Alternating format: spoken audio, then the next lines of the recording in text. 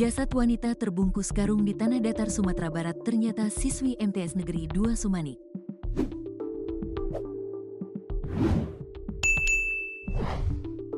Karung berisi jasad tersebut ditemukan di Kecamatan Sungai Tarap, Tanah Datar, Rabu, tanggal 19 Februari tahun 2025, pukul 8.40 waktu Indonesia Barat. Bermula dari seorang warga yang penasaran melihat karung putih saat melintasi jalan sekitar lokasi kejadian. Sekretaris Nagari Sungai Tarap, Syufri Hadi, menceritakan warga yang penasaran dengan isi karung itu pun berusaha melihat dari dekat. Ternyata tampak sebuah jari kaki. Akhirnya warga melaporkan ke pihak berwajib, kata Syufri Hadi kepada tribunpadang.com. Ia juga mengatakan saat karungnya dibuka pihak berwajib tampak jenazah perempuan lengkap dengan pakaiannya tanpa kartu identitas di dalamnya.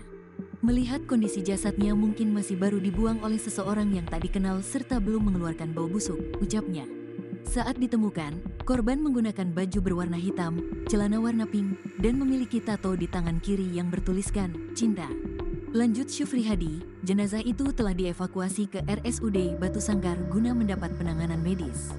Kasus ini juga sedang dilakukan penyelidikan oleh pihak polisi, katanya. Dari hasil pemeriksaan petugas kesehatan RSU Ali Hanafiah Batu Sangkar, terdapat bekas cekikan di leher korban. Kasat Reskrim Polres Tanah Datar, AKP Surya Wahyudi, membenarkan terkait data yang tersebar di beberapa grup chat tersebut. Korban diketahui bernama Cinta Novita Sarimista, berusia 15 tahun. Iya benar, datanya sesuai dengan yang tertulis tersebut, kata AKP Surya Wahyudi. Jenazah korban pun kini dibawa ke Kota Padang dalam rangka dilakukan autopsi. Saat ini kita akan melakukan otopsi ke Padang rencananya, ujarnya. Menurut Surya, pihak rumah sakit baru melakukan sebatas visum et repertum. Saat ini baru sebatas pemeriksaan awal visum, maka akan kita lanjutkan dengan autopsi, ujarnya. Mohon bantu doanya, semoga bisa kami ungkap secepatnya, ujarnya.